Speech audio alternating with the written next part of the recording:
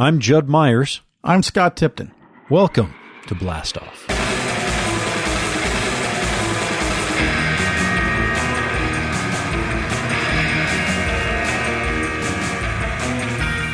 This week on the show, we're honored to welcome one of the most talented and influential publishers in the comic book arena. Chris Ryall is the Chief Creative Officer of IDW Publishing, one of the fourth largest publishers of comic book content in America. He leads as creative officer of a company that's had almost 100 of their titles on the New York Times Bestseller list, and whose comic titles have won every award from Harvey to Eagle to Eisner, a handful of which he wrote and developed himself. They're a leader in licensed content, building the comic brands of G.I. Joe, My Little Pony, Transformers, Doctor Who, Star Trek, Ghostbusters, Godzilla, Judge Dredd, and even the revitalized Disney characters we all love so much. The company is also dedicated to the development and adaptation of their books into the world of film, television, and video game adaptations. 30 Days of Night, IDW. Winona Earp, IDW. Lock and Key, IDW. The soon-to-be-filmed Zombies vs. Robots series that Chris created with Ashley Wood, that Sony Pictures is producing, you guessed it, IDW. Chris began his career in the pop culture world when he was hired by Kevin Smith to run the infamous MoviePoopshoot.com website. Just 2 years later, he was made editor-in-chief at IDW. How's that for quick climbing? He discovered Joe Hill before he even knew who his father was. He's brought long underappreciated industry legends back out into the light to do new and vital writing and art when the rest of the industry had forgotten how important they are. He's helped create new hardcover formats that the industry has never experimented with before and who now utilize for their own published content. He's raised tens of thousands of dollars for people who need a helping hand and given opportunities to new, developing talent when no one else was looking. He's also solidified his role as one of the industry's most important historians, publishing Comics 101 with writer Scott Tipton. If you or someone you know has questions about the history and development of comic books, its characters, creators, and industry they were developed in, I urge you to run out and grab a copy. It has "Start Here" written all over it. And he succeeded where all others before him failed, and brought Rom the Space Knight back into the world of comic book periodicals. I still can't believe he pulled that off. Faithful listeners, please welcome Chris Ryall.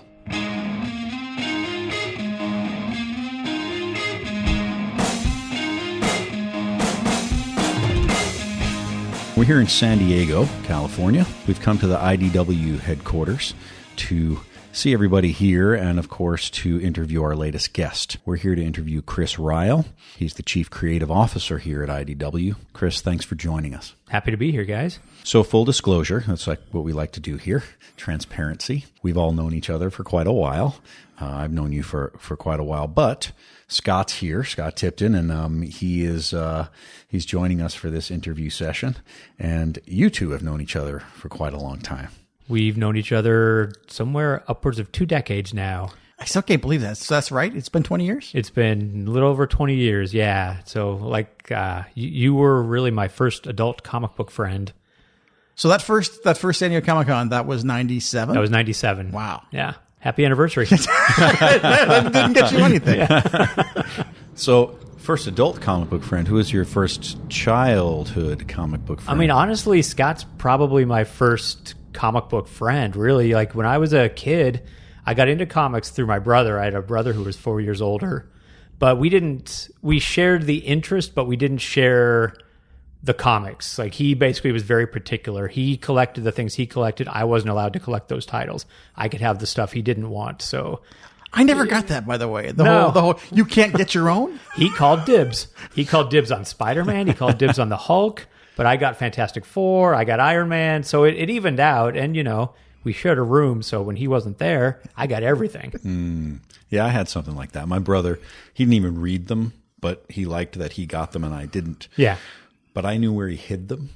So I just kept, I imagined that they were mine until finally one day he was like, I don't really care, you keep them. So. I ended up in that same position. Yeah, my brother eventually cast them aside. I've still got them. So it worked out nicely. I just picture you at the spinner rack as a kid, just wanting this issue of Spidey going, oh, I guess I'll get US 1.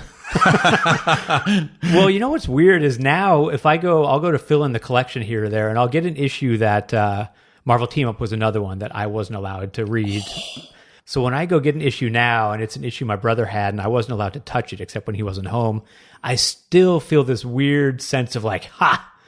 Finally, 34 decades later, I'm getting back at you, and I'm finally getting this comic. Like, there's still that inner child within me that feels that sense of satisfaction that finally I won. And do you take a picture and send it to him? Yeah, he goes, I don't care.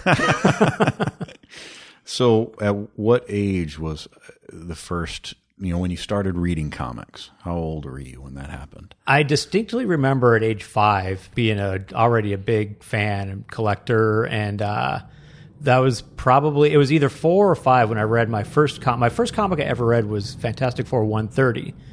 And it's one that I have framed up on my wall now. It's this crazy Jim Steranko cover where the Fantastic Four are fighting the Frightful Four.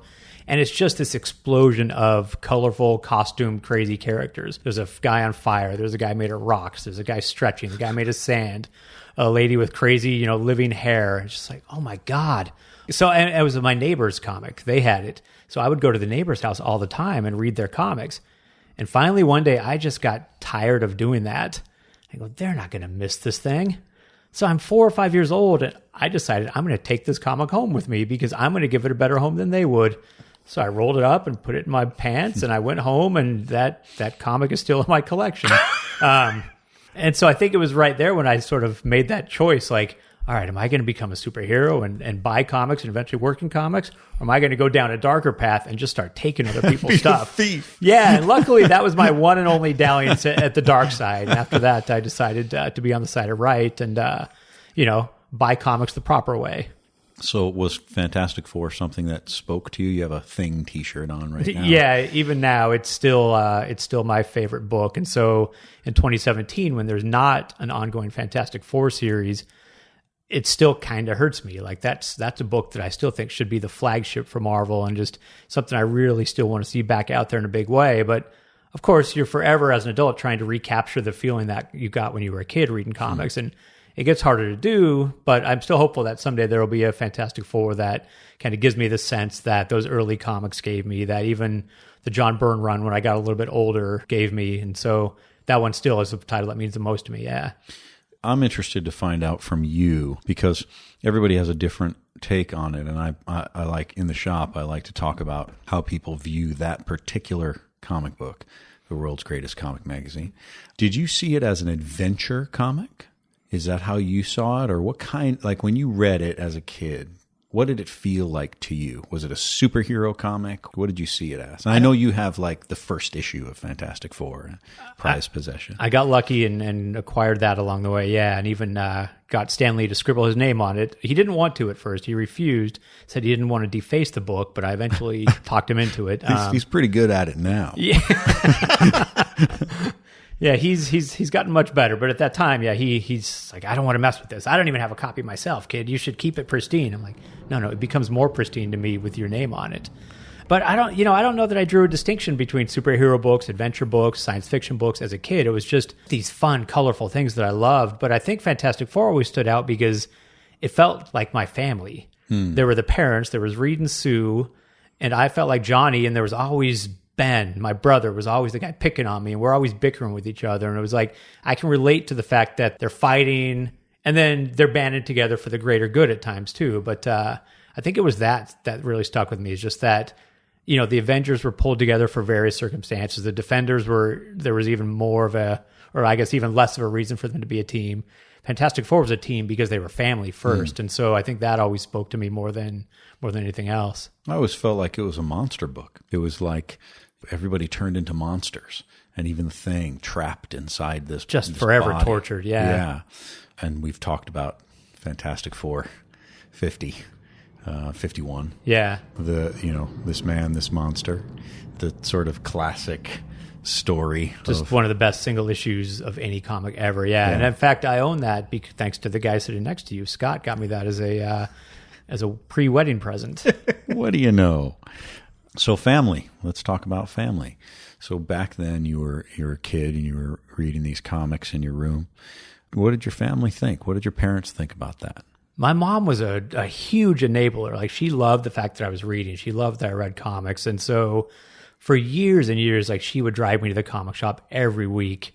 We lived in East Anaheim in Southern California. The closest comic shop at that time was in Fullerton, which was, as the crow flies, probably 30 minutes away. But on Fridays when we go get comics, it was an hour every week. And she drove me every week, without fail to get comics. And so she loved the fact that I was into it. She encouraged it every chance she got. Every holiday there was, Origins of Marvel Comics or the Superman from the 30s to the 70s, the few, big collected editions that existed at the time, the Mego figures. Like, there was no point of my comic collecting that seemed to go too far for her. So I even remember I was, again, I must have been 6 years old, because it was a convention in the mid-70s, the very first show I ever went to. And I didn't know enough at that time to even know what it was. But I waited in this line, and I stood in front of this older man, and he scribbled his name on the program for me, and I brought it home and didn't know what it was. And I drew little goofy caricatures on the other actors that were pictured, on the program, and sort of threw it aside. And years later, I found this piece of paper and I pulled it out, and in this beautiful artistic printing, it said, "To Chris, from the artist creator of Superman, Joe Shuster." And so I go, man, I met that guy? That's pretty cool. So yeah, my first convention, my first professional meeting was with the co-creator of Superman. Oh, that's fantastic. I remember going to a comic book store in Long Island, and I was living there with my mom, and I remember there was a big signing, and it was the guy who was drawing Thor.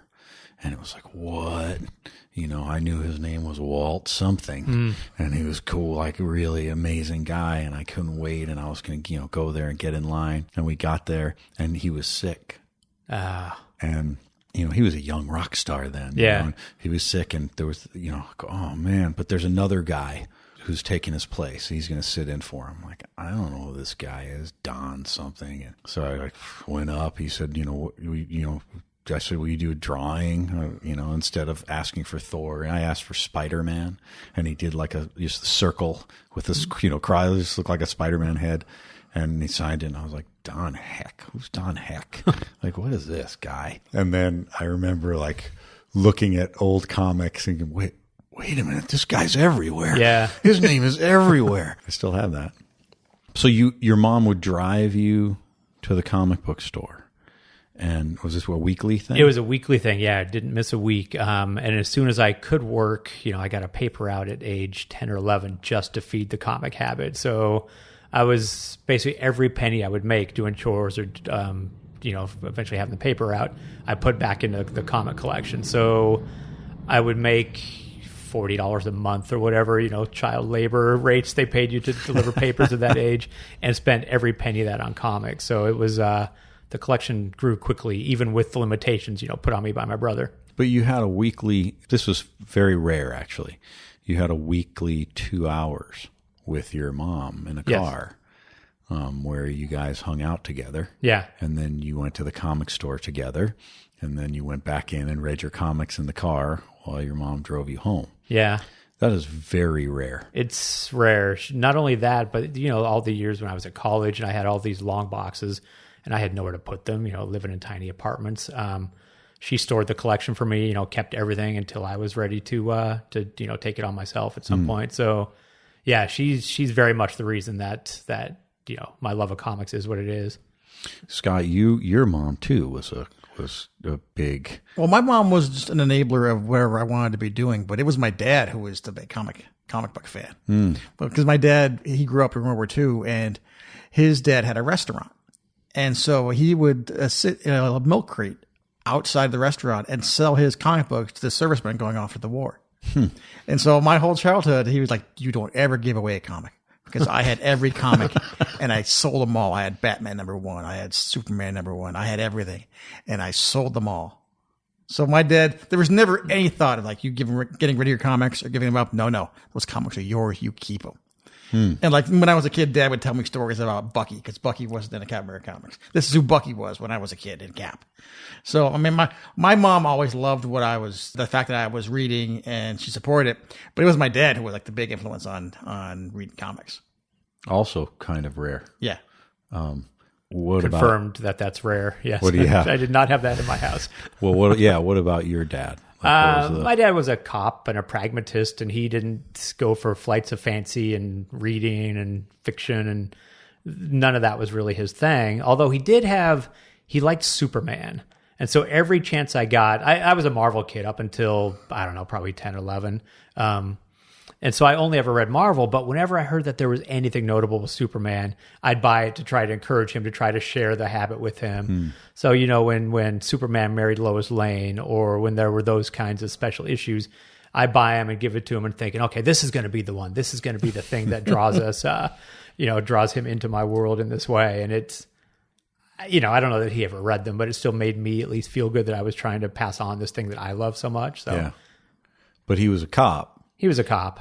So as a kid, that's sort of like you could see a cop as something of a superhero, fighting crime, going out there and getting the bad guys. And I wonder if that had anything. I mean, this is complete, you know, retroactive psychoanalysis, but did that have something to do with him not being into superheroes? Because I'm out there every day on the street doing my thing as a mere mortal, where we don't have people in capes and tights and superpowers to help us out. You know, I'm the superhero here. You're right, and you're reading this stuff. Like, who knows if that, or maybe he's just so busy with the job. I don't know, but it was never really his thing.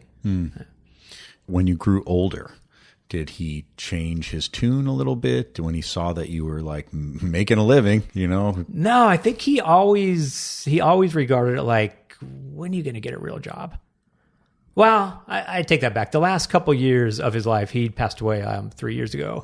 And I think the last couple years when there was, you know, there'd be headlines, or he'd see a newspaper article or something like that where my name was mentioned, or there was any other kind of news, he could regard that and go, okay, well, that's a legitimate thing now. I saw that in the paper. That means that this is maybe a real job.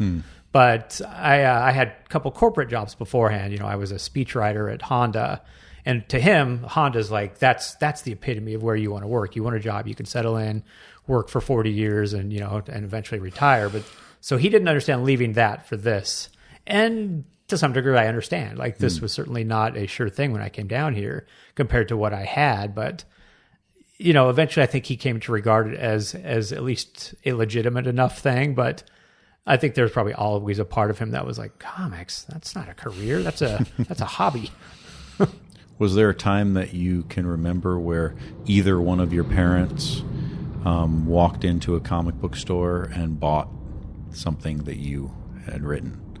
My mom did that, yeah. Yeah, she did that with the very first comic that I had published was a Shaun of the Dead adaptation. Yeah. And so she went to the store and bought that. I mean, usually I would mail her advances before they were in stores, so I didn't always give her the chance to do that. But, you know, she would buy them at times. She would send them to people as gifts at times. She bought Comic Books 101, you know, when we put that book out. So, yeah, she was very proud of and happy to see the stuff we were doing. See, and I do remember when we were doing some of our book appearances for the Comic Books 101 release. I remember your dad being there, and I remember him standing in the back, and I mean, I know that look. That's the look that's like, yeah, all right, this I'm pretty proud of this, but I'm never going to say anything. But I remember seeing that look in his eye. Yeah. And like I say, he did sort of come around once, you know, when there's a book deal or there's things like that gave it what he thought was legitimacy, then it started to mean something more to him. Talking about the Comics 101 book, which, you know, it's a great way in here. That book, how long did you guys work on that, you and Scott? We worked on the pitch for a long time. Longer than the book. Yeah, we originally thought, you know, let's take these comic books or these Comics 101 columns Scott's doing and try to get a whole book out of it. And we originally sought to do like a dummies kind of thing, you know, comic books for dummies. At that time, there were the early, you know, resurgence of superhero movies, and people would ask questions like, how come Batman can't fight Superman? How come this and that? And we go, well, maybe there is a bigger audience for this stuff, or we can kind of give people a primer. So let's try to take the dummies approach. So that was how their proposal was originally structured. And how many literary agents did we go through? Was it 3? We left a trail of bodies in our wake, yeah, until we finally found the right one in Bernadette Baker. But So we retooled the proposal a few times. And so I think the entire process of trying to sell the book took longer than the time we had to write it, because once we finally got the book deal, we had 6 months? I think it was 6 months because it was about maybe half to 2/3 of original content or existing content. And then we had to refine that and then add about 1/3 new content. Yeah. How many pages? We got over 200 at least. Yeah, I want to say in the 240 range. Yeah.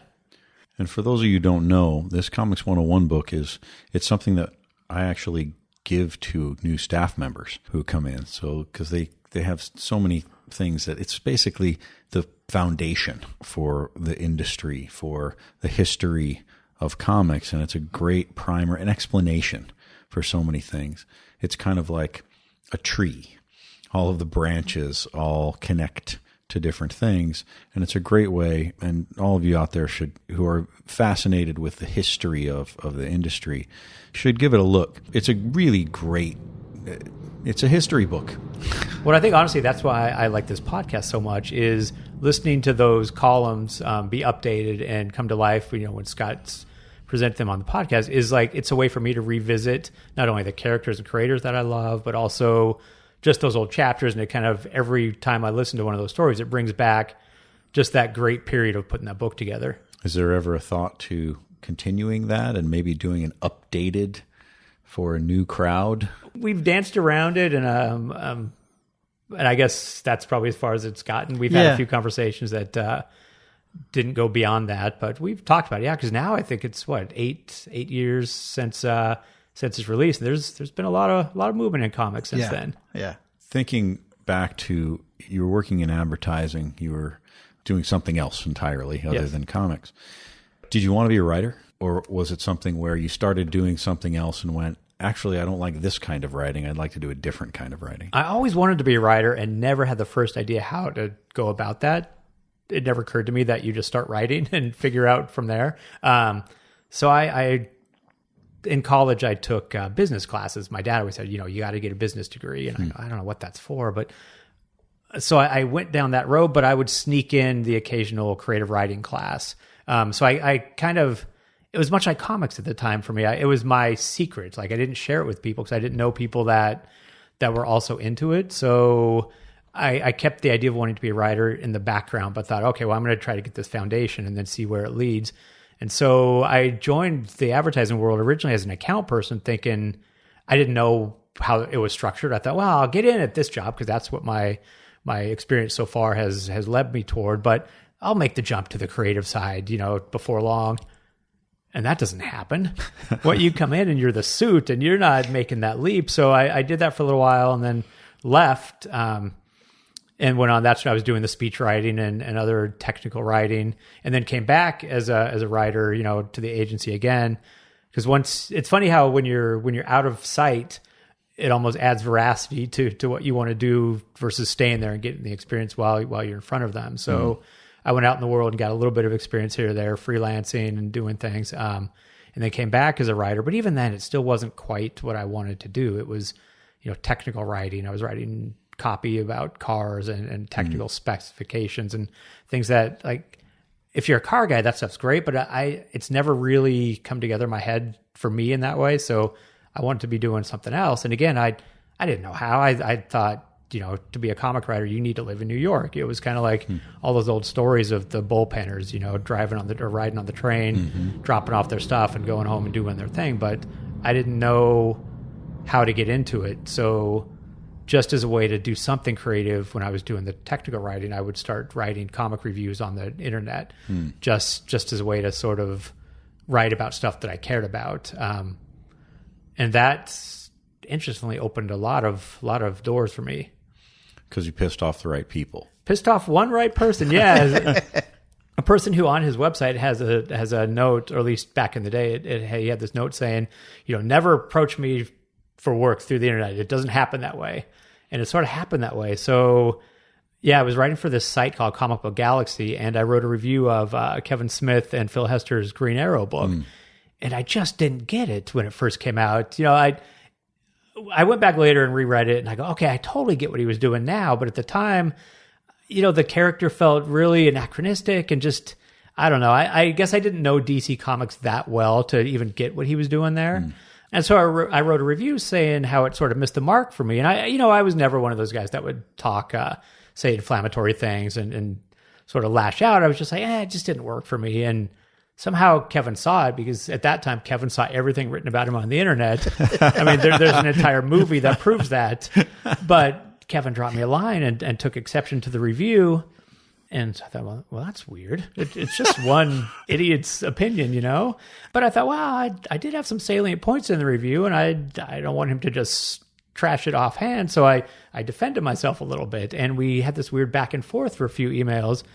And so I'd go home every now and then and tell my girlfriend, fighting with Kevin Smith again. And she'd go, why? Like, why is he wasting any time at all with you? And I go, I don't know, but she's like, well, just let it go. I'm like, I can't. And clearly he can't. So we would have this back and forth where, sort of at first vehemently defending our sides. And I go, well, I'm defending my opinion. Like, it's my opinion. You don't have to agree with me, but you can't tell me I'm wrong. And he kept telling me I was wrong. And so I was trying to show him, no, here's where I'm right. And somewhere along the way, like as we kept going, we started getting sort of jokey about it. And then it just almost became conversational. And we stopped talking about the comic and just started talking about comics in general. And this was right around 2001. It was when the Spider-Man movie was coming out, the first Tobey Maguire movie. And he said, he hadn't moved to LA yet. He was just in the midst of doing that, and said, I'm going to be in LA next weekend. And we discovered we had this mutual friend. And he said, why don't you grab this guy and let's meet up and catch the movie? I go, all right, well, that'll be interesting. I think we've reached a point where if I show up, he's not likely to throttle me. So we saw the movie and had lunch and talked a bit. And that was at the time, my Kevin Smith story. I remember you stopped by my office going, dude, I think I'm going on a Spider-Man date with Kevin Smith. This could go poorly. But we had a good time, and we talked a bit about my girlfriend at the time, now my wife, Julie, was a media buyer, so she got a lot of the TV pilots ahead of time. And one that we both said we were looking forward to was the Birds of Prey pilot. And so I told Kevin, she'll probably get this. If you want, I'll mail it to you after we get it, because at that point, it was sort of the government arresting you for sharing files. So I thought, well, I'll share the tape with them. And so when I got the Birds of Prey pilot, he said, no, bring it over. Let's watch it. So I go, all right, well, let me go get a second Kevin Smith story. Go to his house and watch the pilot, and we watched that. And then we were just hanging out on his deck talking about work. And at that point, he's asked, what do you do? What do you do for a living? When you're not trashing my comics online, what do you do? And so we talked about things, and he said, well, here's the deal. Like, I have this website. It's called Movie Poop Shoot. It was in my old Jay and Silent Bob Strike Back movie. It was originally an Ain't It Cool News parody site. And he said, I want to turn that name into a legitimate pop culture portal. I want to have movie news and comic news, and I'm tired of going to Variety and Newsarama and all these different places. I want one-stop shopping for the stuff I'm interested in. And I'd like you to take that name and turn it into a legitimate place and run the site for me. Do you know how to do that? Do you know how to run a website? I said, you bet. Let's do it, man. And so we shook on it, and I went to my car, and I had this panic attack of like, Jesus Christ, I don't know I don't know coding. I don't know anything about websites. So I decided to take a page from Tom Sawyer and go, I got to get people to paint my fence with me or for me. Mm-hmm. And so I called up Scott, and I said, man, I can't do this without you. And I got a hold of Ming Chen, who was Kevin's webmaster, and said, Ming, I need you to help do all the heavy lifting on the back end and build this thing. And at the time, it was like June 1st of 2002. Yeah. And Kevin goes, okay, great. This site launches on June 17th. I've already set it up with Variety and Hollywood Reporter and USA Today, and there's going to be press, and it launches in 2 weeks. I said, yeah, okay. Not only do I know how to run a website, but I don't know how to get a website up and running with content in 2 weeks. I think we did it just because we didn't know we couldn't do it. Right. Yeah. There wasn't time to think about it. And so we started writing content, and Scott quickly became like as he's been since I've met him. He's been just essential to me in just about every way. And so I couldn't have done this without him. Like getting the news stories going and becoming a regular columnist and just helping get this thing up and running off the ground. And we launched on the day Kevin wanted, and we got some decent press. For a site called Movie Poop Shoot, the fact that we got any press, that we got anybody to take it seriously, felt like a feat. And so the thing launched on the day he wanted it to. And we just made this point. I think we could have probably let up here and there, but we decided like we're never going to let a day go by without content. You know, Christmas morning, I'm up doing some coding and putting some stuff up.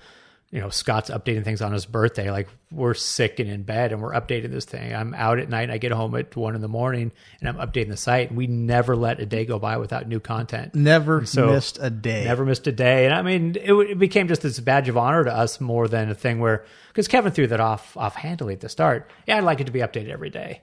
He probably meant during the week. You know, who knows? I don't know that he took it as seriously as an everyday without fail sort of thing as we did, but we just, that was what we did. It was a side job and thing we did, you know, filling in the cracks of the days between everything else, and just decided to never miss a day because, you know, we were new at this and we didn't want to lose people. You let it go for a day and maybe somebody moves on and never comes back. And so we're not going to give them a chance to do that. We're going to keep giving them hopefully good content every day. And so that more than any other bit of my work experience, you know, my so-called legitimate jobs, that was the thing that I think prepared me for the IDW job, was just doing content every day, getting good work out of people every day, knowing who to hire and trying to just do different things and make it interesting and keep content fresh and exciting for people. And I think that was the thing that led me here more than any other sort of proper path that I'd taken. So you had a budget to work with, did he? I had a small budget at the start.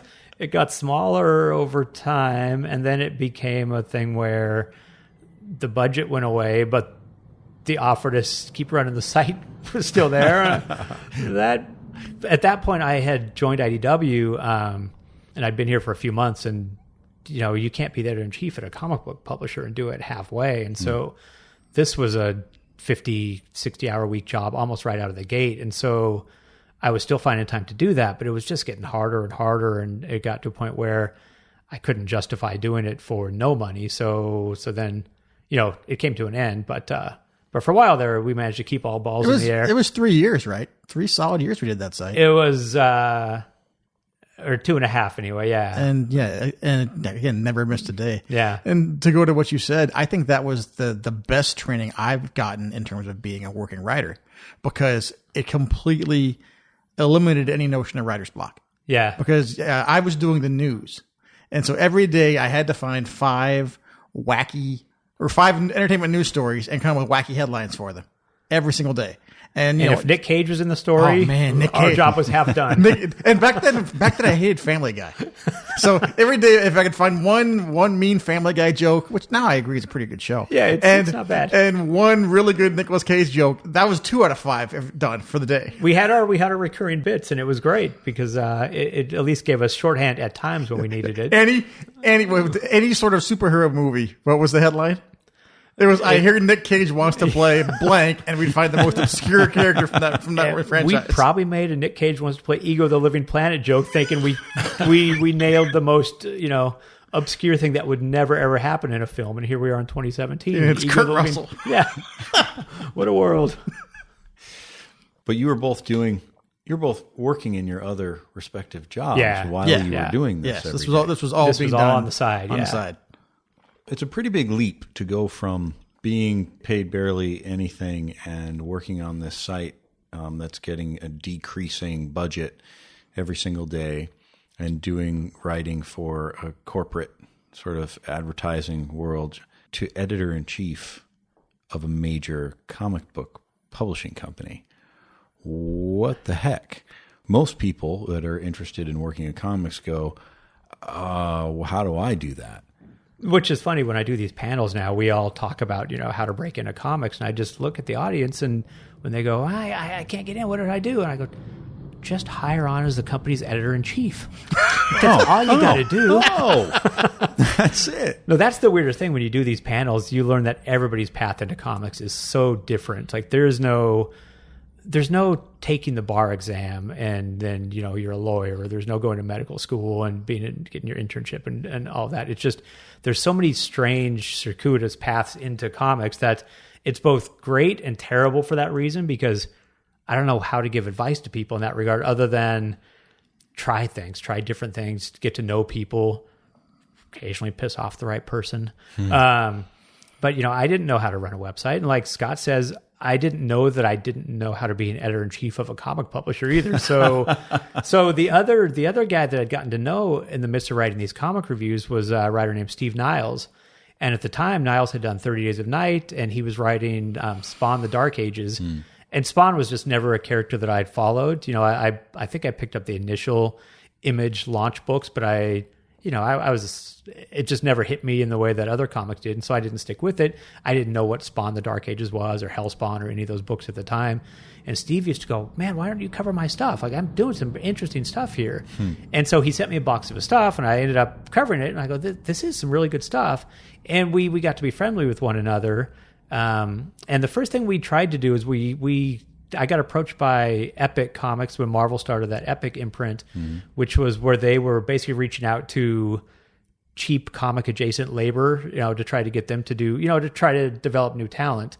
And Steve and I had this pitch there that we were going to do a Machine Man story, and the book ended up not working, but you know, the friendship sustained. And so not too long after that, Steve called me up and said, "Hey man, you ever think about being the editor-in-chief at IDW? Like, the position's opening up, and curious if you'd, you know, be interested in going down to talk about it. The editor-in-chief, Jeff Marriott's leaving, and so there's going to be an open job." And Steve was doing the bulk of his books at IDW at the time. And I knew the company. You know, I bought 30 Days a Night off the rack because it looked really interesting to me, but I didn't know anything about their identity or who they were, or really what their goals as a publisher were. But I'm like, man, there's so many few opportunities to break into comics on the publishing side. Like, yes, I'm absolutely interested in that conversation.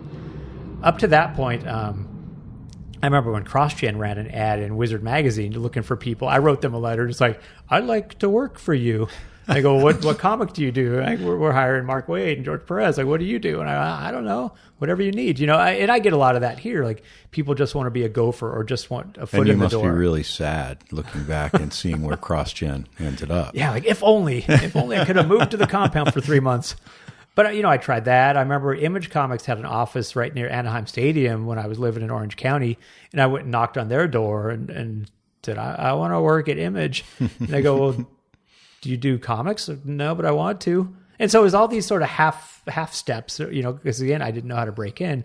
So when Steve says, "Hey, I can broker an interview at IDW if you want to go down and talk to them," I said, "Yeah, man, I'd love to." I was writing technical copy at the ad agency at the time, and I just knew that it wasn't a thing I wanted to do long term. And so I came down and met with the owners of the company, and we really hit it off. You know, just had this good conversation. I said, "Well, look, I know comics. I know these creators through this movie Poop Shoot site. I know how to be an editor-in-chief and get regular content going. I know how to pull good work out of people for very little or very no money, very much no money." And so I can do all the different pieces that you're telling me this job entails. I just don't have the practical industry background. And they said, "That sounds good. Like, let's give it a shot." And so the funny thing is, so I was still working with Kevin at the time, and Kevin was opening a second comic shop. He was opening a store in Westwood, California, another Jay and Silent Bob Strike Back shop. And the same week I got the job offer at IDW, I went and did this screening. Kevin used to do these screenings and Q&As and stuff for his movies, and I set up one of them. And so I was in the audience, and he goes, "You know, I'm opening a comic shop in Westwood, and I got the guy out there who's going to run it, Chris Ryall." I go, "Huh?" Like, we hadn't actually talked about it to any real degree, you know? And, but so the same week that IDW offered me the job to be the editor-in-chief, Kevin offered me the job to be the proprietor of the shop. And so I had this real coin toss of, man, like, I've always dreamed about, you know, running a shop, but Jesus, the idea of working at a publisher And yet again, you must be very disappointed in that shop in Westwood. Well, yeah, I mean, the shop itself didn't last very long, but there's a part of me that really wishes I'd had that experience. You know, that aspect of level. Yeah, like at Comic Cons, when I can get in front of people and talk to the fans and hear what they like and help encourage their purchases by, you know, recommending things they may not otherwise have known about. Like, I love that. I love the instant feedback, and I love the look in their eyes. You know probably better than anybody what it's like to get that feeling and reaction from somebody. Yeah. And so there was a lot of appeal to it. And it was really close to my house, which is the other. I told Scott I was just going to get a Segway. I was going to get a Segway and a half cape. I needed a cape. Whereas the the IDW job required me packing up. I'd just gotten married 3 months before, and they say to never get married and buy a house or, move to a new place, move to a new city, take a new job all in 1 year. And I did all those things in a 3-month span. And so my wife was happily very encouraging about it. She goes, yeah, I mean, if you want to do it, let's do it. We have no kids. We have no reason to stay here. Let's try something new. And so I thought, man, I'm going to go for it. And so I remember I accepted the job and went in and told my boss at the agency, I'm going to take this job. And he looked at me the same way my dad did, like, what are you talking about? Like that's not even a thing. And he goes, that seems like a really crazy thing to do. I go, I know. I got to do this thing. And so yeah, we packed everything in a truck a few weeks later, and I was down here and started on the job 2 weeks before Comic-Con in 2004. Oh boy. Yeah.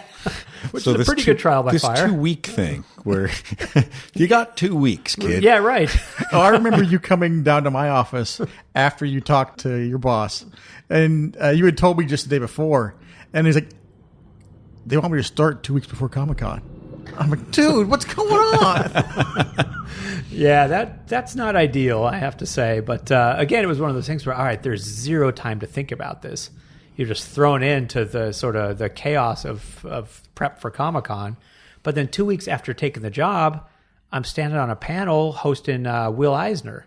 So I was like, Jesus Christ, I couldn't have imagined a thing like this ever happening. Like, that was my first Comic-Con, my first panel was sharing stage with Will Eisner. And so I go, I think this is the right call. Yeah, I think so. At the time, and it's interesting about Steve Niles. I know Steve too, great guy.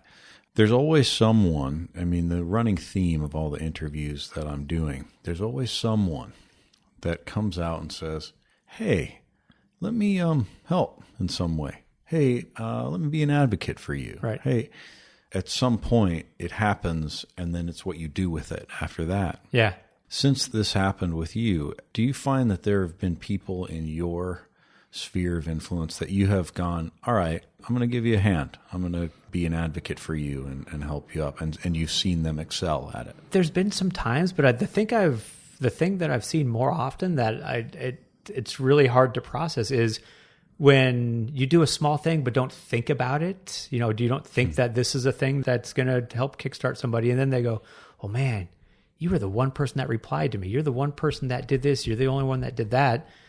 And I go, it was just a thing. I didn't even think that I wasn't purposely trying to prop somebody up, but it sort of led to that anyway. And that's really gratifying, just to hear that, like, I was just trying to be human, because I get a lot of people in this business that go, wow, thank you so much for replying to me and like treating me like a human being. I go, well, that's what humans are supposed to do. But there's so much of that in this business where people just don't get back to people for whatever reason, and I mean, I know everybody's inboxes are overrun. Everybody has other things that get in the way of those things. But to me, it's like there's a degree of decency where if I can do anything to encourage someone, or I can just give somebody a response, because they at least deserve a response, that sort of thing just seems to take so little effort in the scheme of things, and it can mean so much to somebody. And so I'm very conscious of that, trying to do just little things when I can. And yeah, just there's a lot of things that are gratifying about the job, like that, seeing people that have come in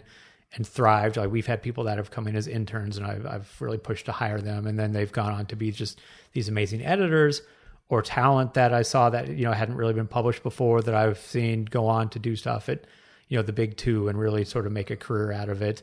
But also the ability to reach back to the people that mean so much to me as a kid. The people that were drawing comics that I still look at now, and they give me this sense of nostalgia and deja vu, and like just this good feeling of childhood that is hard to, it's hard to explain, but it, it when you feel it.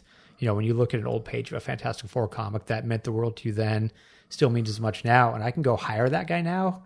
I can go hire a guy that's maybe not getting the phone calls from the place that used to employ him, but I can hire him. Like, that's a feeling like no other to me. It's just being able to sort of give back to this industry, which is really all I ever wanted to do. I just want to not screw up and stay in it long enough to contribute. I to be able to contribute directly to the industry that has meant so much to me my whole life. Like, that's gratifying in a way that's just hard to sort of put a fine point on. But this company wasn't that when you came to it. It it was primarily a horror-based company, and Right. that was most of its stable was sort of horror-based comics. Yeah, Steve Niles was doing a big chunk of it at the time, right? When you came in, other than just, hey, I want to stay alive, at some point when you settled in, did you think, I think we need some more superhero stuff in here. I think we need some more classics. Did you put together a plan? It wasn't a plan as much as when the Transformers license came up for bid, they cast a wide net, and I think I just saw a news article that Transformers was going to be available. And you're right, we were doing horror comics, we'd done some art books, mostly sort of obscure stuff, staying away from the things that the big two were doing. And we'd done, a little bit of licensing here and there. CSI was one, but again, that was one that's like, this is not a thing anybody else would do because there's nothing fantastic about it. It's not a genre book. There's no colorful costumes or anything like that. It's just more people. And so again, like even the license approach at that time was to do stuff that fell outside the norm. But when Transformers, I go, man, this is a thing that could, it sounds very trite, but it was like, this could really transform the company from this path we're on of just being seen as a horror publisher to being seen as something much broader. Like the only way we're ever as an industry going to get bigger is to find new audiences and reach new people. And doing something like Transformers could really do that for us. And so we went after it, and we went after it in a big way. And it was odd at the time because Hasbro, like I got into the room for a meeting at Hasbro and they go, who are you guys? Like, I'm not entirely sure why you're in the room. Like the big publishers we've heard of for decades are in the, they're also bidding on this stuff. Who are you guys? Who's this upstart that's trying to think they deserve our big brand? And so we just went through not only what we do, but what we would do with their property, how important we would treat it. And it's funny that a lot of the argument at the time was a thing that I almost feel like we're at times on the other side of now, which is, well, we don't have that many titles of our own. We're going to make you guys the most important thing to us. Right. You're going to get our A game. We're going to do everything we can to prop this book up and make it a really big thing. And so now sometimes I'll have these license conversations and people go, well, man, you guys do a ton of books. So how do we know we're going to really stand out? And I go, is this what it feels like on the other side now? But yeah, at the time it was a thing where we just really made them aware that we were going to treat them with the utmost of importance and care. And, the good thing is that I've read comics my whole life. So I've picked up licensed stuff all the way back to, I read the Gold Key stuff, the Star Trek stuff in reprints. And I read all the stuff that Marvel was doing back in the day. And a lot of it wasn't very good. And so I knew what I liked, but I also had a good sense of what worked and what didn't work. And so I felt like that helped sort of inform what we did here and like how to really talk to the fans directly instead of it just being another thing in a big company's roster, that somewhere down the line gets the C-list talent that's not working on one of the corporate titles that they own. And it worked out. It's possible that your career in advertising also had a hand in that, where you sort of went, there's no reason why we can't blend the two of these things together, media, advertising, and comic books. There's a marriage there. And it might be that you were thinking a little bit differently than other people at the time. Entertainment Weekly did this write-up a few years ago when Zombies vs. Robots got optioned. They called me Chris Ryall, the Don Draper of comics. And I go, well, look, guys, I'm trying to get the raging alcoholism and womanizing under control, okay? Like, I appreciate you not calling attention to it. But I think they were going more for that, that maybe there was a bit of that. And, I didn't do too many pitch meetings on the advertising side, but there's a lot of client presentation and stuff that I think maybe helped in the sell of, what we're going to do and how we're going to make Hasbro feel important with their property. There is a lot of licensed product that you've done, Transformers, G.I. Joe, heck, My Little Pony. I mean, so many different successful titles. Plus Astro Boy. Yeah, Astro Boy. But there are also other things that are definitely left field kind of books, sort of bringing Micronauts out of the mothballs into the light. And, of course, ROM, which I know is very dear to your heart. I'm okay with talking about ROM. Good. Sure. Yes, I know. I know that I personally know that I have helped in some way to sort of appear some of the issues that you might have lost from your ROM Most collection in the definitely, past. Yeah, or the ones that I own but buy again because I want to read them that day. Yeah. Yeah. I also was a big ROM fan and had my ROM figure and had my, heck, I even had with Micronauts. I had my, actually in your office when we were in there, I saw this, I had the white version of the black. You had Force Commander. That's exactly right. And he had the magnetic arms and legs with those magnetic balls. Yeah. And then the chest thing that was really strong. Yeah, a powerful one. That chest muscle will put your eye out.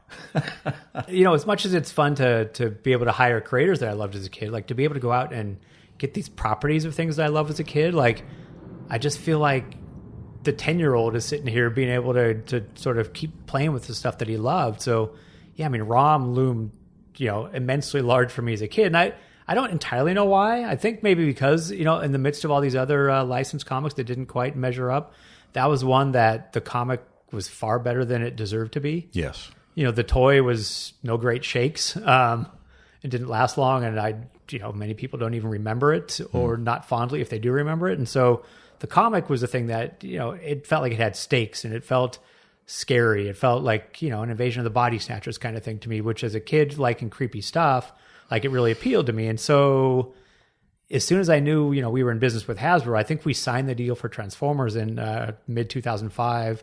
And my next question to them was, what about ROM? So look, let's launch Transformers. Listen, kid. Yeah. And they go, well, at the time they go, I don't think we own that. No, you do.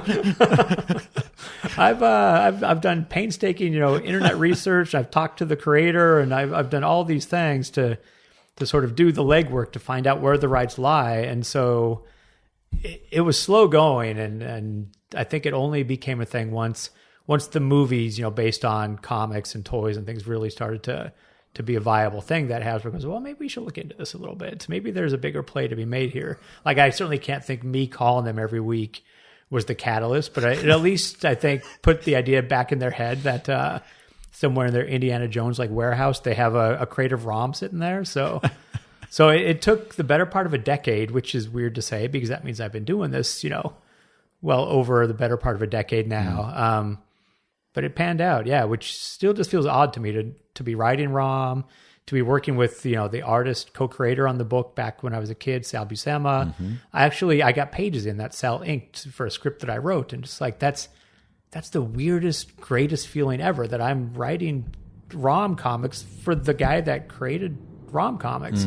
So that is pretty amazing. Yeah. And that's the thing about, like, at IDW, there's a lot of indulging our inner child. It's like Ted Adams, who's the CEO of the company, his whole thing is to encourage people's passions. If you like the thing, if you want to spend years with that thing, go get it. Go get it and let's do it. Because he knows too that if you don't care about a thing that you're doing, that comes off to the fans. The fans can tell when there's a crass sort of commercial tie-in attempt versus a thing that you really care about. The Ninja Turtles book is done by people that love and live and breathe the Ninja Turtles. And it feels that way when you read the comics, and you can't fake that enthusiasm. All of these great licensed books, which certainly help with the bottom line. And Astro Boy. Every now and then they're the misses that you just think are going to become a thing, and they lead to good comics, but you never know what's going to catch on. You know as well as I do. Yeah. Of course. Full disclosure, I wrote Astro Boy. And it was a damn good comic. It's just the movie did us no favors. A lot of comic book companies, they get some licensed material and then they go, we're going to start our own universe. And they start to put together this sort of like massive, their attempt at a Kirby-verse, and say it's all going to be connected and we're going to do the next 5 years. It's all going to be about us creating our own superheroes. And was there anything that was ever on the table here at IDW? As far as creating our own universe? Yeah, the IDW universe and that original characters, superhero characters. We've always made a point of staying away from superhero characters because you're never going to do better than Marvel and DC. And I've read enough other comics that even when they were decently done, they still felt derivative. Everything was a Batman or Superman analog, and it's just like we don't need to also contribute to that. Let's try to do other stuff. So when people decide they want something beyond just superhero comics, let's be there for them. So we tried to stay away from superheroes for the most part, and there's the occasional dalliance with stuff like John Byrne did some superhero stuff for us that were, a couple titles were connected in sort of a tangential universe. But for the most part, we haven't wanted to do that. And then the IDW created stuff, there's been aliens and vampires and zombies and robots and stuff thematically, I guess you could say that they could belong together, but just the tone of the comics themselves, it just didn't make any sense to try to put 30 Days a Night vampires with, post-apocalyptic zombies and robots and stuff. So we never went down that road. But, once we started getting a lot of the different Hasbro players together, and we thought, well, Transformers and G.I. Joe have a history together, of overlapping every now and then, but not on a regular basis. Maybe there's something to that. Maybe there's a thing where we can bring in Rom and the Micronauts so they can finally interact together, because as a kid, I always wanted that. And so we eventually put all the Hasbro characters into a universe. But even then, you don't want to put My Little Pony into a universe where there's Transformers, because it just it doesn't make any sense. And what I wanted the feeling that I got, again, as a kid, when you're reading a Spider-Man comic and you turn the page and Thor flies by in a panel, and he's not a part of the story. He's not on the cover. He's not a special guest star. He's just in the world. And so I liked the idea of that. You could read a Transformers comic and maybe somewhere in the background, there's a thing that relates to one of the other titles. And so you can get a sense of a universe, and every now and then, if it makes sense to bring in Snake Eyes or something into a ROM comic, then those pieces are there to play with. But I didn't care about them all interacting on a regular basis as much as I wanted that universe. I wanted the sense of wonder where you might see a poster for Cobra in the background of a ROM comic and not know what it means, but if you know the properties, it's going to give you that little bit of that little extra. We're sitting in this really cool room that has a great cross-section of different IDW books in it. And the thing that strikes me is there are so many different shapes and sizes, so many different formats. Which I've been told retailers hate, by the way. Yeah, well, you're talking to the wrong retailers. Hard to rack some of these artist editions. I realize that. Yeah, well, look, I mean, it's not that they're hard to rack. It's when you have 20 of them. Right. And you're like, what do I do? Yeah. But that's when you put things sideways as opposed to straight up and down, spine out.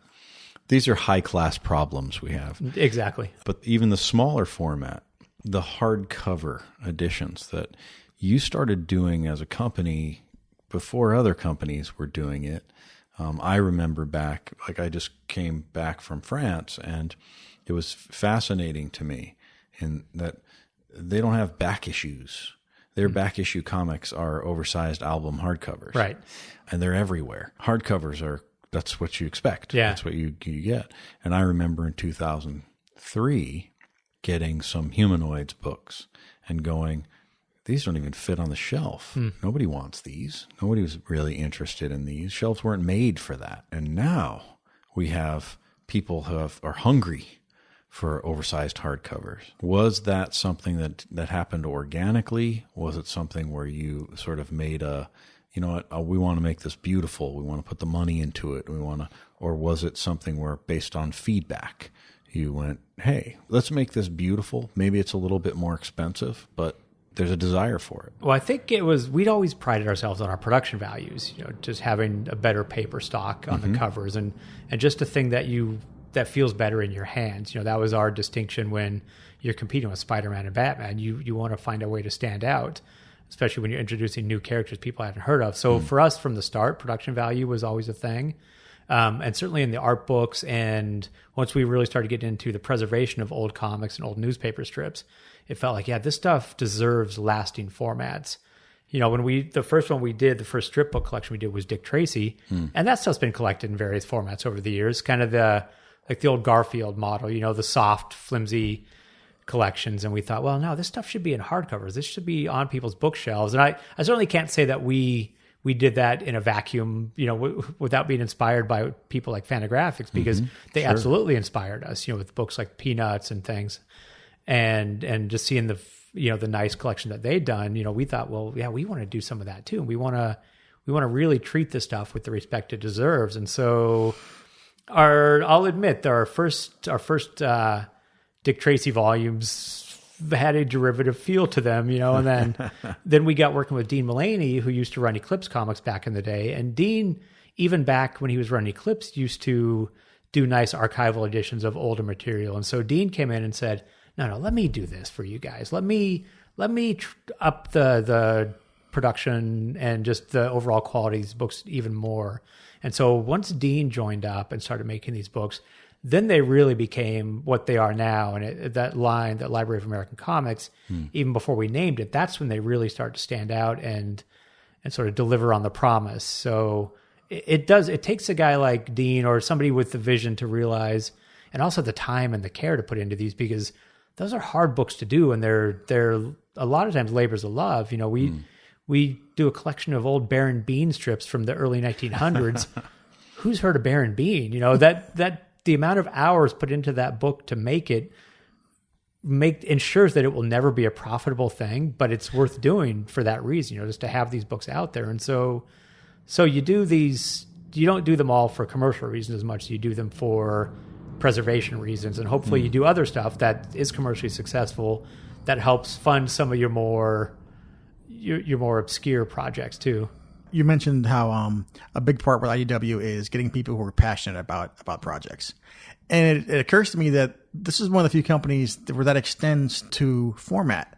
Because you mentioned Dean Mullaney in the Library of American Comics. You can tell that's his life's work. And then you have your artist editions, that's Scott Dunbeer's brainchild.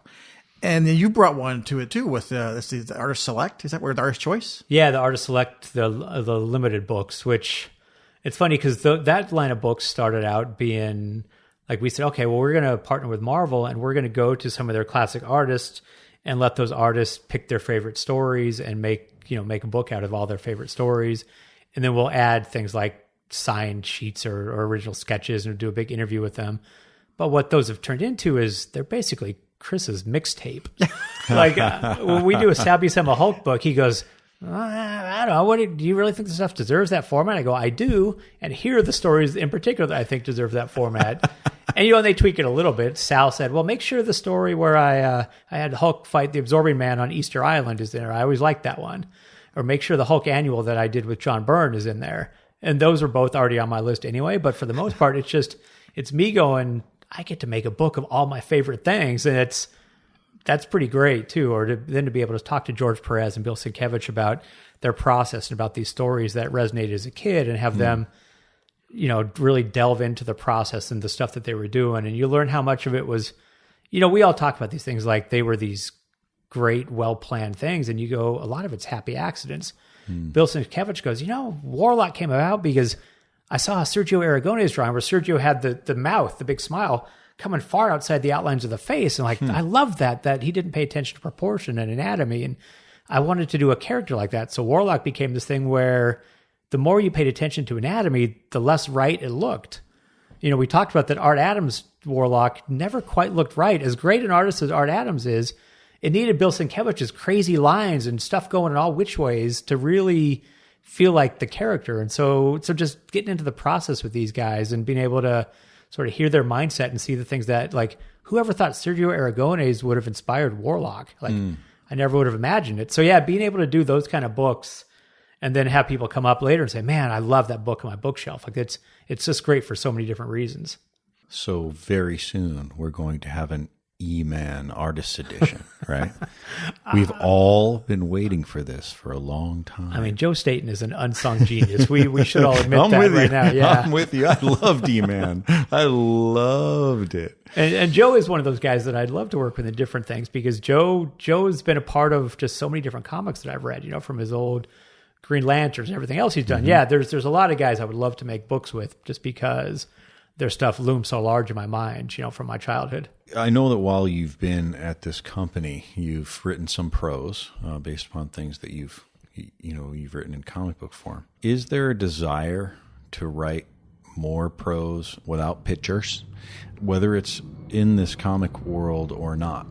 There is. I turned in a short prose story to Jonathan Mayberry, who's editing this anthology of supernatural noir. So it was sort of like writing old Raymond Chandler story, but with a supernatural element to it. And I had a blast with it. And yeah, it made me want to do more. So I really like it. But at the same time, there's this sense of when you open your email and there's a page that you wrote, and it's sitting there and the artist drew it and made it come to life in a way that is so much better than you ever saw it in your head. That's a hard feeling to beat. So I don't know. Comics are a tough thing to consider not writing in that form, just because it's so gratifying to collaborate with people. But yeah, I like prose too. Like prose was fun. It is an entirely different muscle. Like it didn't feel right the first few drafts, but then eventually you start sort of finding this rhythm that's entirely different than writing comics, and it is one I enjoy. Well, I know that you've talked about being a big Ray Bradbury fan. I think both Scott and I are as well. I've heard Scott's Ray Bradbury stories, but you were also a big fan. So the short story format is something that was easy for me to get my head around when I was a kid, because it was hard for me to read 200 pages, but easy when it was like 15 pages that felt like 200 pages. Right. So it's interesting you saying you just turned in a short story. And while it's, you say, it was interesting and great experience, but, there's nothing beats the comic. I think, maybe there is a little bit in you. Maybe there's something in there that you just haven't, because you've been mining your childhood at IDW for a long time. And it's funny. I'm actually stopping writing the ROM comic because there are things like more prose and things like that I like to play around with for a while. So as much as ROM is always the thing I want to bring back, it's a weird spot to be, the chief creative officer, but also the guy writing the comics, because I also want to do what's best for the comic. Like I've written a lot of comics for us here, but I always try to never take jobs from people too. So it's been a case of, sometimes it just makes more sense due to, I don't know, non-disclosure agreements or other things to keep it in-house and not, take a job away from a freelancer. Or if it's a thing I co-created or something, that's a thing that only would have happened, because I helped bring it into existence. But I for something like ROM, where it's a license thing, at a certain point, it does occur to the other side of my brain that, well, maybe handing that off to somebody else and doing new things and keeping it fresh is more fair to the property and the company and all of that. And so I do try to balance those things and not just do stuff to indulge myself all the time. So yeah, I'm going to stop doing ROM for a while anyway, and then, play around with some other things, and then ideally come back to it. So writing, the process of writing, you write comics, you write prose. Is it something that because you do a lot of corporate work too, you have a lot of things a lot of calls to make, a lot of emails, a lot of people that you have to convince of things. You have to switch gears to fall into an imaginary world. Is that something that you have to go home to do, your home office? Is it something that you find you can do here at IDW? Not in the least, no. I'll come in early and write for an hour before the day really gets going, or I'll work early mornings at home or late nights at home. But yeah, there's, as much as sometimes I'll try to work a script while I'm here, like there's way too many ways that people communicate with each other now. So I can close down email and then, the instant message pops up, or I can close down my phone and somebody knocks on my door, or there's no escape. And so I do have to sort of seclude myself and sequester myself from everything else just to be able to do that. And so that's another part of it, is writing on a monthly schedule, which is where ROM is at right now. It's become a difficult thing. I want to treat the book fairly and do right. I never want to make a creator wait for a script. But the job is also job one. And so I can write on the side, but not necessarily to deadline. And I don't want to be the guy that's telling people to do what I say and not as I do. So I try to set the example and have stuff done, if not early, at least never less than on time. And so again, it's reached a point where, yeah, I can do this other stuff, but I need to spread out the timetables a little bit more. And and not neglect the family. That seems well, there's that. Yeah, a good thing too. Do you write just on the computer solely in a computer program? Do you make notes by hand? I now do first outlines, and not full first drafts, but outlines by hand in a notebook. Yeah, because again, I'll intend to shut down. I'll close down the internet, and I'll just have a Word document open. And 5 minutes in, I go, I wonder what's happening. I wonder if, their idiot president said something stupid online. And you end up opening a browser, you open your email and go, okay, this is terrible. Like, I need to just shut down. So sometimes at lunch, I'll grab a notebook and I'll take a walk. There's some nice benches and chairs and stuff on the grounds here that I'll just go sit on and work for an hour just to, again, to try to shut everything else out. And I like that too. Like that feels like writing, like you're sitting there putting pen to paper, and it just feels like the stuff I did as a kid. Like that's how I wrote stories as a kid. And it's fun to go back to that and at least, do a first pass at things that way. Since, we have another writer at the table here, I'm interested in that too. Do you write by hand or do you go right into the computer? There is an absolutely hideous looking stickman version of every comic I've ever written. Where first I block it out panel by panel, page by page with the action and dialogue. And then I write the script from that. The actual writing, whether it's the proposal or the synopsis or the scripts, that's all done on the computer. But I have to make a copy of the comic with my hands first to get the pacing of it.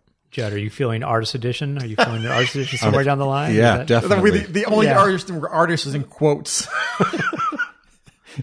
You're actually drawing certain things, perspectives as well. Yeah. So when you're writing, is that something that you give to the artist? Do you give a description about what it is that you want? Do you give less direction and hope they come to a big part of it conclusion? Depends on who you're working with. Because now with J.K. Woodward is so ingenious on his designs that I just give him an idea and then I let him do most of the layout. But even with that, I did a page on the new issue where I wanted the top of the page to be... And this is the new issue. This is issue 4 of the Mirror Broken from Star Trek. And I have on the top of the page, I have a full page with panel of a character coming on board the bridge and people being shocked. And then down below, I have like a central headshot of Picard giving a Picard-type speech. And then headshots of the rest of the crew kind of surrounding it, react to that. And I'll describe that rough layout to JK, knowing he's going to make it look so much cooler. Every now and then, I'll sketch out figures and things like that just to show what I have in mind. And every time you send it, you feel bad. Like you just feel like you're not living up to what a professional should do to an artist. I have a terrible story about that too. Every once in a while, like I'm not Larry Hama, where I'll take a picture all the time of me posing with a weapon or something. And Larry's really good at that. Larry will show proper ways to hold a sword or a gun and all of those things for fight scenes, and he'll really send great reference. And just seeing Larry Hama, posing with swords and guns is amazing.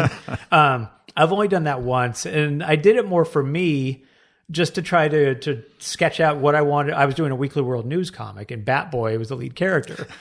And so I took a picture only for me of me posing in a mirror, and Batboy is shirtless and wears just torn shorts. I was kind of wearing the same thing. I took this picture just so I could then transfer that and sort of pencil out what I had in mind for the artist. I mailed him the photo.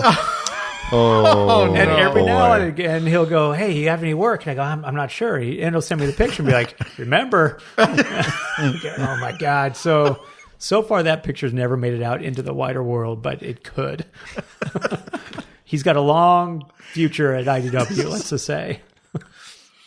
You're in a situation where I've talked to a lot of writers, both novelists and comic book writers and screenwriters.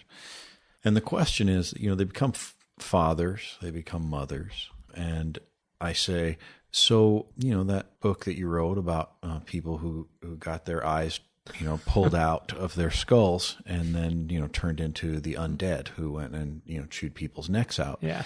Not really great for your kids.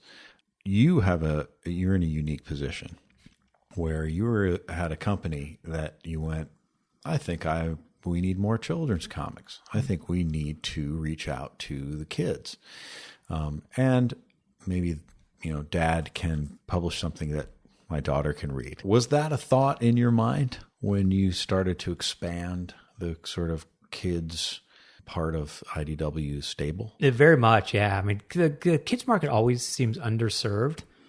Publishers will occasionally do the adventures versions of their characters, something like that. It's stuff that's aimed a bit younger. But for the most part, when we were kids, we read comics and they were aimed at everybody. Right. They had jokes that kids got. They had other references and things that adults got. And they were just there for everybody. Now everything's a bit more fractured. I mean, there was never a YA label back in the day, but now, everything is so segmented that the kids market felt like it was getting shut out more and more in comics, where publishers are really good at talking to their core audiences, but their audiences are aging, and growing with the comics. And so for creators that were fans of stuff when they were kids, it's fun to be able to write, a more sophisticated version of that character, but it doesn't necessarily work on the same levels for 10 and 11-year-olds now as it did, when they were 10 and 11 the first time. And I think we sort of all tend to forget that to a degree. So we thought, we need that next generation of readers. Like at a certain point, like that's how this stuff keeps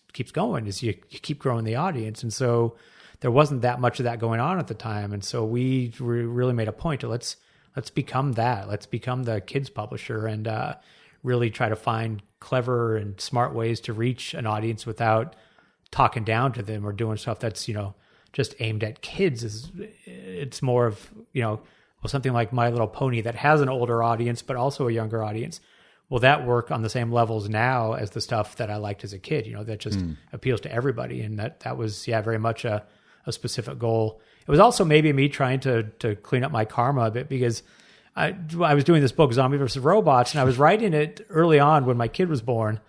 She was not even 6 months old. And that's a rough time. Like you're up at all hours of the night. You're going, would you just let me get some sleep? And so there was one infant in the comic, and I named the kid Lucy. And the kid didn't make it out of the comic alive. No. And it wasn't wish fulfillment or anything like that. It was just it was a goofy story where everybody died. Right, yeah.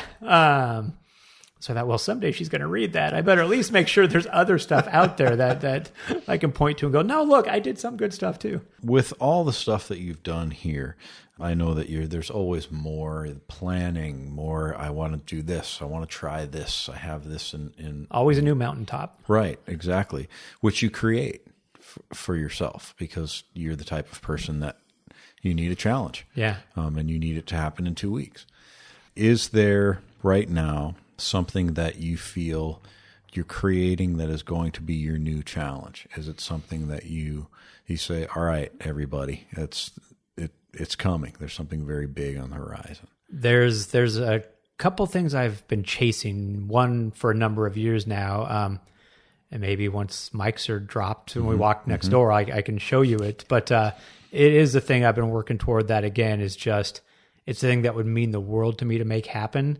It feels like as long a shot as ROM did at the start, but to me, ROM came about. Like ROM finally happened, and so that means anything can happen. This thing could still get going. And so there's always a few of those. There's always like the moonshots, as they say. That you want to really go after. Some of them are stuff that I think would be great for the company. Some of them are just things that like would be great for the 10-year-old me, and so hopefully those paths cross and it's good for both. But there's always a few things. But I will say ROM was certainly one that I felt like, all right, well, if this is the most I ever get to do, I got to do that. But hopefully there's a lot more that'll still happen. I personally would like to have a Scott Tipton children's comic.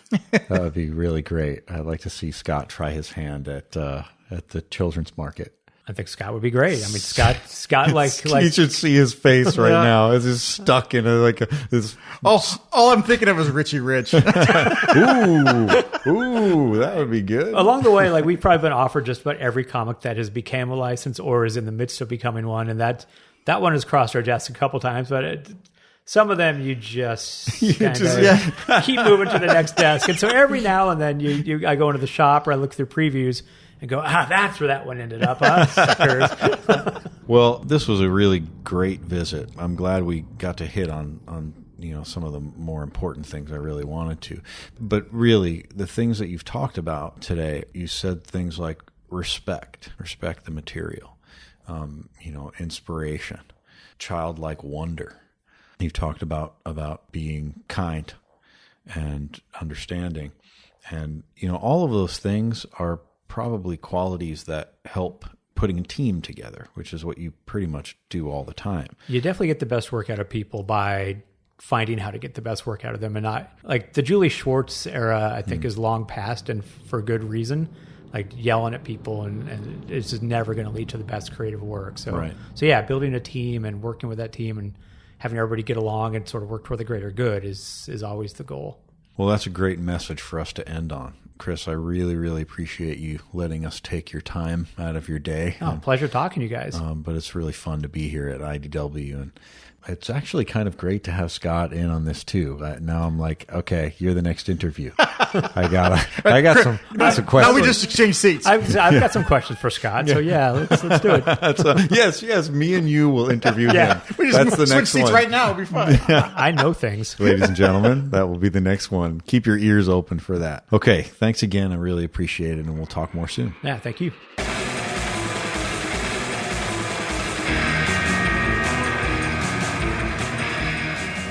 The Blast Off podcast is produced by the Colonel, Jeff Fox, Scott Tipton, and me.